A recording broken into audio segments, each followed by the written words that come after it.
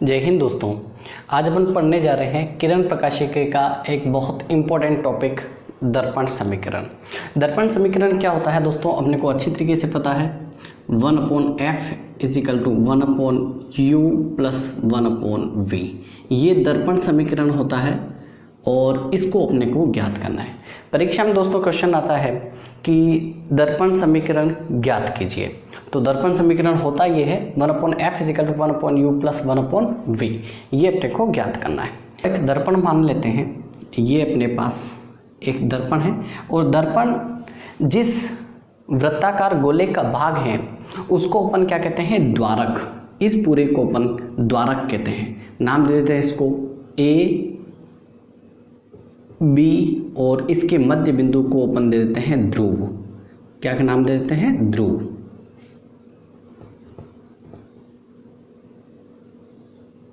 ये ध्रुव को अपन P नाम ले देते हैं। अब क्या करना है अपने को, ये दर्पण सूत्र ज्ञात करने के लिए अपन क्या करते हैं, इस मुख्य अक्ष, जो मुख्य अक्ष इसको कहते हैं अपन मुख्य अक्ष। मुख्य अक्ष किसे कहते हैं दोस्तों, दर्पण के वक्रता केंद्र तथा ध्रुव को मिलाने वाली रेखा दर्पण का मुख्य अक्ष कहलाती है। अब ये जो मुख्य अक्ष है, यहाँ पर एक कोई वस्तु ले लेते हैं। ये वस्तु नाम दे देते हैं इसको, कोई भी वस्तु नाम देते हैं CD। क्या नाम दे रहे हैं इसको, CD। कुछ भी नाम दे सकते हैं अपने सुटेबल के हिसाब से, अपनी कंफर्ट के हिसाब से कुछ भी नाम दे देते हैं। जब प्रकाश किरण, यहाँ से दो प्रकाश किरणें आपतित करानी है। जब प्रकाश किरण मुख्य अक्ष के समांतर आपतित होती है, ये मुख्य अक्ष के समांतर प्रकाश किरण आपतित होती है तो दर्पण के फोकस से होके गुजरती है। ये मान लेते हैं ये दर्पण के फोकस से होके गुजर रही है, ठीक है। ये बिंदु अपना दर्पण का फोकस कहलाएगा। क्या कहलाएगा, फोकस को F लिखते हैं, तो ये मैं लिख देता हूँ F। इसके बाद दोस्तों एक प्रकाश किरण इसके ध्रुव पर आपतित कराते हैं, ये यहाँ। तो परावर्तन का दूसरा नियम है। पहला नियम क्या कहलाता है, जब प्रकाश किरण मुख्य अक्ष के समांतर आपतित होती है तो वो परावर्तन के बाद फोकस से होकर गुजरती है। दूसरा, जब प्रकाश किरण ध्रुव पर आपतित होती है तो जितना मुख्य अक्ष का कोण बनता है उतना को उतना परावर्तन कोण बनाती हुई वापस गुजरती है। तो ये यहाँ से परावर्तित होती हुई ये प्रकाश किरण गुजरी है, तो यहाँ जिस बिंदु पर ये प्रकाश किरणें कट हुई है, प्रतिच्छेद करती है, इस बिंदु पर यहाँ पर इसका प्रतिबिंब बनता है। क्या बनता है, प्रतिबिंब बनता है।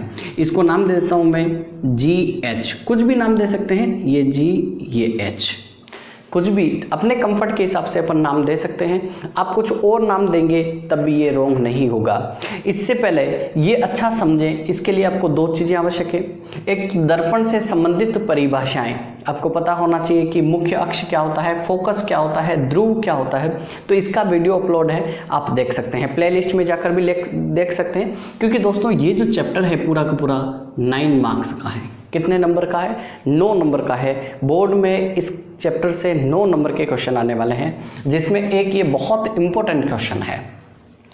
उसके बाद अपने को परावर्तन के नियम पता होना चाहिए। यहाँ से वस्तु से हमेशा 2 प्रकाश किरणें आपतित होती है। एक प्रकाश किरण ने इसके समांतर आपतित किया तो फोकस से आके गुजरी, और जो आपतित प्रकाश किरण ध्रुव पर आपतित होगी वो मुख्य अक्ष से जितना कोण बनाएगी, परावर्तित किरण भी मुख्य अक्ष से उतना ही कोण बनाती हुई परावर्तित होगी। ओके, ये परावर्तित। अब जब दोनों परावर्तित किरणें जिस बिंदु पर आकर प्रतिच्छेद करेगी वहां पर क्या बनेगा, प्रतिबिंब बनेगा। क्या बनेगा, प्रतिबिंब बनेगा। तो अपने पास 2 चीजें यहाँ पर क्लियर होनी चाहिए कि अपने पास बिंब, वस्तु क्या है, लिख देता हूं यहाँ पे वस्तु। वस्तु को अपन बिंब भी कहते हैं। क्या कहते हैं, बिंब।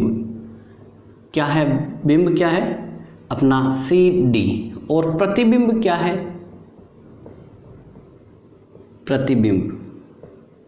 प्रतिबिंब है अपना GH या HG, कुछ भी कह सकते हैं। अब अपने को फॉर्मूला ये निकालना है। अपन क्या करते हैं दोस्तों, यहाँ पे देखिए, एक ये त्रिभुज बन रहा है, एक ये त्रिभुज बन रहा है। अगर द्वारक छोटा हो तो ये एक समकोण त्रिभुज बन जाएगा। यहाँ पे लिख देता हूँ, यदि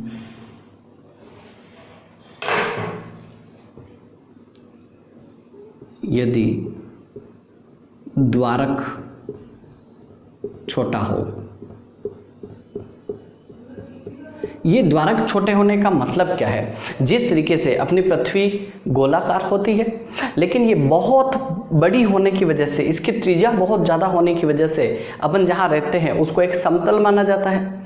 तो अपन क्या कह रहे हैं, ये बहुत छोटा हो तो ये छोटा होगा, तो ये एकदम स्ट्रेट मान लिया जाएगा। स्ट्रेट मानेंगे तो अपन यहाँ पे क्या लिख सकते हैं, दो त्रिभुज ले रहा हूँ, क्या लिख रहा हूँ, त्रिभुज GHF व त्रिभुज F, इसको भी कुछ नाम दे देता हूँ, क्या नाम दो, I दे देता हूँ। तो त्रिभुज कौन सा, FIP में। इन दोनों त्रिभुजों को अपने को कुछ भी करके ये फॉर्मूला निकालना है। ये फॉर्मूला निकालने के लिए अपन ये सब कर रहे हैं। यहाँ पे ये 90 डिग्री बनाने का मतलब ये हुआ कि ये भी यहाँ 90 डिग्री है तो ये भी यहाँ 90 डिग्री होगा, और अपन जो चाहते हैं वो अपन आंसर निकाल सकते हैं। देखिए यहाँ पे क्या हो रहा है, एक अपने पास ये कोण और एक अपने पास ये कोण, दोनों क्या है, शीर्षाभिमुख कोण है, आमने सामने बन रहे हैं। शीर्षाभिमुख कोण हमेशा बराबर होते हैं, तो यहाँ पे लिख देता हूँ मैं कोण GFH इजिकल टू कोण, कौन सा कोण बन रहा है यहाँ, IFP। ये एंगल और ये एंगल क्या है, शीर्षाभिमुख कोण। क्या है, शीर्षाभिमुख कोण। शीर्षाभिमुख कोण आपस में क्या होते हैं, बराबर होते हैं। अब दूसरा आप देखिए, यहाँ पे भी समकोण बन रहा है 90 डिग्री का, और ये द्वारक अगर छोटा है तो ये भी 90 डिग्री का बनेगा। 90 डिग्री का दोनों एंगल बराबर है, लिख देते हैं एंगल कोण FGH। ध्यान रखना है बीच में उसको रखा जाता है जहाँ पे कोण बन रहा है। देखो FG ये बीच में है, H मतलब इस एंगल की बात हो रही है, FGH इस एंगल की। ये किसके इक्वल है, ये 90 डिग्री है, ये भी IPF। दोनों बराबर क्यों हैं, क्योंकि समकोण है। क्या है दोस्तों, समकोण। समकोण है 90 डिग्री का। अगर अब आपको याद करना होगा, क्लास 10th और क्लास 9th के अंदर जब अपन थ्योरम्स पढ़ते थे, उसके अंदर एक थ्योरम आती थी, क्या आती थी, जब किन्हीं दो त्रिभुजों के दो कोण बराबर हो तो वो समरूप त्रिभुज कहलाते हैं। क्या कहलाते हैं, समरूप त्रिभुज। यहाँ पे लिख देते हैं त्रिभुज GHF समरूप है किसके, त्रिभुज FIP के। इसका मतलब क्या हुआ, इससे अपने को फायदा क्या हुआ, तो दोस्तों इससे अपने को ये फायदा हो रहा है कि समरूप त्रिभुजों के, दो समरूप त्रिभुजों के संगत भुजाओं का अनुपात बराबर होता है। संगत त्रिभुजों का संगत भुजाओं का अनुपात का मतलब क्या है, जैसे मैं यहाँ पे लिखना चाहूँ IP, ये लंब है, इसका भी लंब अपॉन GH, ये किसके बराबर होगा, इसका आधार क्या है FP अपॉन इसका GF। इक्वेशन नंबर 1, अगर इक्वेशन नंबर 1 दे तब भी ठीक है। एक बात और आपको समझना पड़ेगा, जो IP है, ये जो IP है ये किसके इक्वल है, CD के इक्वल। तो अपने को बाद में जाके जरूरत पड़ेगी, तो अभी मैं यहाँ लिख देता हूँ, क्या लिख रहा हूँ, 3 डॉट लगाकर लिख देता हूँ, DC इजिकल टू किसके इक्वल है, IP के। दोनों इक्वल है, तो यहाँ पे मैं IP की जगह पे क्या लिख सकता हूँ, DC upon GH is equal to FP upon GF। Equation number 1। देखिएगा थोड़ी सी देर में आपको समझ में आ जाएगा कि ये सब करने के पीछे रीज़न क्या है। अब ये बात आपको समझ में आ गई है, ये सब सारा, तो यहाँ पे मैं लिखना शुरू करता हूँ। यहाँ पे ऐसा कैसा दूसरा त्रिभुज लेना है, ये वाला पूरा वाला त्रिभुज। क्या लिख रहा हूँ मैं, त्रिभुज C, ये लिख देता हूँ DCP व त्रिभुज, एक तो ये पूरा त्रिभुज जहाँ पे प्रतिबिंब बन रहा है, बिंब है, वस्तु है, वो वाला, एक प्रतिबिंब वाला कौन सा, GHP में। अब यहाँ पे भी अगर अपन देखें तो एक कोण तो पहले से ही दिखाई दे रहा है, DCP, ये वाला कितने का है, 90 डिग्री का है, लिख देता हूँ DCP किसके इक्वल है, एंगल, यहाँ पे भी ये 90 डिग्री का बन रहा है तो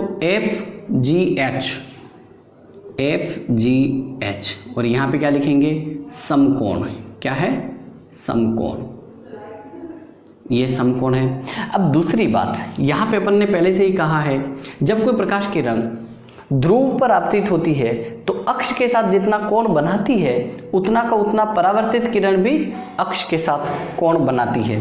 तो यहाँ पे अपन लिखेंगे, क्या लिखेंगे, कोण, इस कोण का नाम क्या है, अब इस कोण का नाम DPC है, कोण DPC। इस कोण की बात करनी है तो D से चले P और C, मतलब ये कोण। अब इस कोण की बात करनी है तो अपने पास क्या है, यहाँ पे लिखेंगे एंगल GPH, ये क्या है, परावर्तन नियम से, किससे आया ये, परावर्तन नियम से। अब दोस्तों यहाँ पे भी ठीक जैसे ये जो त्रिभुज थे वो समरूप थे, वैसे ये दोनों त्रिभुज भी क्या हो गए हैं, समरूप हो गए हैं। तो यहाँ पे लिख देंगे त्रिभुज DCP समरूप है किसके, त्रिभुज GHP के। और ये समरूप होने पर ठीक वैसा वैसा इक्वेशन यहाँ पे भी बनाना है। क्या इक्वेशन बनाना है, समरूप, दो समरूप त्रिभुजों की संगत भुजाओं का अनुपात बराबर होता है। तो यहाँ पे लिखेंगे अपन, क्या लिखेंगे, CD या DC अपॉन GH किसके इक्वल होगा, यहाँ से यहाँ तक का इसका आधार क्या है, CP अपॉन ये यहाँ से यहाँ तक फिर GP। ये है अपना इक्वेशन नंबर 2। अब यहीं पे अपने को ध्यान से समझने की ज़रूरत है, यहीं पे ज़्यादा थोड़ा सा कॉन्सेप्ट यहीं पे बन रहा है, और अपना जो ये फॉर्मूला है ये यहीं से कुछ न कुछ होके यहीं से अपने पास आएगा। अब देखिए अपने पास अभी क्या, यहाँ पे ब्रैकेट में लिखना पड़ेगा, दो समरूप त्रिभुजों की संगत भुजाओं का अनुपात बराबर होता है। ओके, अब यहाँ पे देखिए DC upon GH, DC upon GH इसके इक्वल है और DC अपॉन GH इसके इक्वल है, तो ये और ये दोनों इक्वल होंगे। अरे भाई अगर A इजिकल टू B है और A इजिकल टू C है तो B इजिकल टू क्या होगा, C होगा। A B के बराबर है और A C के बराबर है तो B और C भी आपस में क्या होगा, बराबर होगा। यही कॉन्सेप्ट यहाँ पे भी है। तो यहाँ पे अगर अपन ध्यान से लिखेंगे तो अपने पास क्या आ जाएगा, समीकरण 1 व 2 से अपने पास क्या आ रहा है, CP upon GP is equal to FP upon GF। ये अपने पास आ गया है और यहीं पे अपना लगभग काम हो जाता है। अब यहाँ पे अपने को सिर्फ और सिर्फ नोटेशन ही लिखने रहते हैं, क्योंकि CP देखिए यहाँ पे CP क्या है, CP अपने पास बिंब की दूरी है, बिंब ये रहा, वस्तु ये रहा, वस्तु की ध्रुव से दूरी क्या कहलाती है, वस्तु दूरी कहलाती है। तो वस्तु दूरी को अपन क्या लिखते हैं दोस्तों, वस्तु दूरी को अपन लिखते हैं U, क्या लिखते हैं, यहाँ पे लिखता हूँ मैं, वस्तु दूरी या बिंब दूरी, इसको अपन क्या लिखते हैं, वस्तु दूरी, यहाँ पे क्या है CP और वस्तु दूरी को अपन लिखते हैं U। ध्यान रखना है ध्रुव से इधर इधर जितनी भी राशियां होती है उसको माइनस साइन से लिखते हैं और ध्रुव से उधर उधर जो भी होता है उसको अपन प्लस साइन के साथ लिखते हैं। तो ये इधर आ रहा है तो अपन क्या लिखेंगे, -U। उसके बाद और क्या आ रहा है, GP। देखिए GP क्या है, बिंब दूरी, क्या है, प्रतिबिंब दूरी, प्रतिबिंब दूरी। प्रतिबिंब दूरी को क्या लिखते हैं दोस्तों, अपन V लिखते हैं। और यहाँ पे क्या है, GP इजिकल टू, ये भी यहाँ से इधर आना पड़ रहा है अपने को तो माइनस लिखेंगे, -V। ओके, FP देखिए ध्यान से, FP क्या है, जब प्रकाश किरण मुख्य अक्ष के समांतर आपतित होती है तो फोकस से होकर गुजरती है, फोकस बिंदु से ध्रुव की दूरी फोकस दूरी कहलाती है, जिसको अपन F लिखते हैं। तो क्या लिखेंगे, फोकस फोकस दूरी यहाँ पे क्या लिख रखा है, एफ पी, और ये भी इधर ही जा रहा है तो इसको भी माइनस एफ लिखेंगे। उसके बाद आ रहा है जी एफ। अब यहाँ पे अपने को ध्यान से समझने की जरूरत है, जी एफ। अब जी एफ अपने पास है नहीं, कुछ नहीं होता जी एफ, तो जी एफ लाने के लिए मेरे को क्या करना पड़ेगा, यहाँ से यहाँ तक का ये क्या प्रतिबिंब दूरी है, ये इसको मैं ऐसे लिख रहा हूँ, G P is equal to G F plus F P. अब आप खुद ध्यान से समझिए कि जी पी मेरे को फाइंड करना है, G F plus F P. G P तो अपने को पता है, एफ पी भी पता है, तो ये माइनस कर देंगे तो अपना पास जी एफ आ जाएगा। यहाँ पे जी एफ इजिकल टू क्या बनेगा, जी एफ, जी एफ जी पी है, इसको अगर इधर लाएंगे तो माइनस का हो जाएगा, माइनस एफ पी, तो क्या बन जाएगा, जी पी माइनस एफ पी। एक बार इसको ध्यान से देखिए दोस्तों। अब यहाँ से अपन आगे चलते हैं, जी पी का वैल्यू क्या है, जी पी का क्या लिखते हैं, माइनस वी, जी पी क्या है, जी पी है minus V, minus F P क्या है, एफ पी है minus F is equal to G F आ गया अपने पास। तो वास्तव में जी एफ का फॉर्मूला क्या बन गया है, G F is equal to minus V और माइनस माइनस प्लस एफ। ये सारा का सारा वैल्यू यहाँ पुट करना है और अपने को रिजल्टेंट आंसर निकालना है। ये करते ही लगभग अपना आंसर आ जाएगा। देखिए ये वैल्यू पुट करते हैं, सी पी की जगह पे क्या करना है, minus U upon G P minus V is equal to F P minus F upon, उसके बाद क्या आ रहा है, जी एफ क्या है, माइनस वी प्लस एफ। ये अपने पास आ चुका है। अगर अपन सही से सोल्व करें तो इसको अपन कैसे कर सकते हैं कि अगर अपन पूरा का पूरा उल्टा कर दें, या फिर अगर अपन ऐसा करें कि पूरा का पूरा उल्टा कर दें तो minus V upon minus U is equal to minus V plus F upon minus F, ये आ जाता है अपने पास। अब दोस्तों ये आपने अच्छी तरीके से कॉपी कर लिया होगा, तो इसको मैं मिटा देता हूँ क्योंकि नीचे मेरे पास जगह नहीं है। तो डायग्राम का अब ज़्यादा कोई काम नहीं रहा है, तो इसको मैं मिटा देता हूँ और यहाँ लिखना शुरू करता हूँ। अब केवल और केवल अपने को आंसर ही लाना है और कोई ज़्यादा मेहनत नहीं करनी है। और ये अगर क्वेश्चन आएगा दोस्तों, तो आपके पास क्वेश्चन आएगा कम से कम 4 नंबर का। यहाँ पे दोस्तों अपने पास क्या आ जाएगा, v upon U is equal to minus V plus F upon minus F. अब अपन क्या करें, इसको क्रॉस मल्टीप्लाई कर दें तो माइनस एफ को इधर लाएंगे तो minus F into V is equal to minus V plus F. यहाँ पे भी इसको इधर भेजेंगे तो u इधर आ जाएगा मल्टीप्लाई में। ये इधर भाग में था, इधर आके मल्टीप्लाई हो गया, ये इधर भाग में था, इधर आके मल्टीप्लाई हो गया। ये रहा, दोनों को मल्टीप्लाई करके सेपरेट कर लें, minus F V is equal to minus V into U plus F into U. अब इसको अपन क्या करते हैं, यू वी एफ से भाग देने पर क्या कर रहे हैं, यू वी एफ से भाग दे रहे हैं, देने पर यू वी एफ से अगर भाग देंगे तो minus of F upon V F V upon U V F is equal to minus of V U upon U V F plus F U upon U V F. देखिए जो cut रहा है उसको काट देते हैं, एफ और वी कट रहा है, एफ और वी, ये भी एफ ये एफ वी। यहाँ क्या पर कट रहा है, यहाँ कट रहा है वी यू, यू और वी कट रहा है, ये यू और वी कट गया।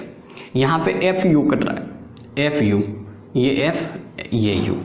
तो यहाँ पे बचा क्या, यहाँ पे बचा है minus 1 upon U is equal to यहाँ पे माइनस 1 अपॉन एफ, यहाँ पे प्लस 1 अपॉन वी। अब अपन अगर क्या करें, इस माइनस 1 अपॉन एफ को इधर लाएं तो ये प्लस का हो जाएगा 1 अपॉन एफ इजिकल टू यहाँ क्या है 1 upon V, minus 1 upon U को इधर लाएंगे तो ये भी प्लस हो जाएगा 1 अपॉन यू। यही कहलाता है दोस्तों दर्पण सूत्र। देखिए 1 upon F is equal to 1 upon U plus 1 upon V. दोस्तों इस तरीके से अपन ने ये पूरा का पूरा डेरिवेशन किया है। समझ में आया है तो लाइक कीजिए, शेयर कीजिए और चैनल को सब्सक्राइब कीजिए। आपको जो कोई टॉपिक नहीं समझ में आ रहा है वो टॉपिक आप कमेंट बॉक्स में भी लिख सकते हैं, तो उसको सरल तरीके से मैं यहाँ बोर्ड पर पढ़ाकर आपके लिए उपलब्ध कराऊंगा। ओके दोस्तों, मिलते हैं नेक्स्ट वीडियो में। Thank you.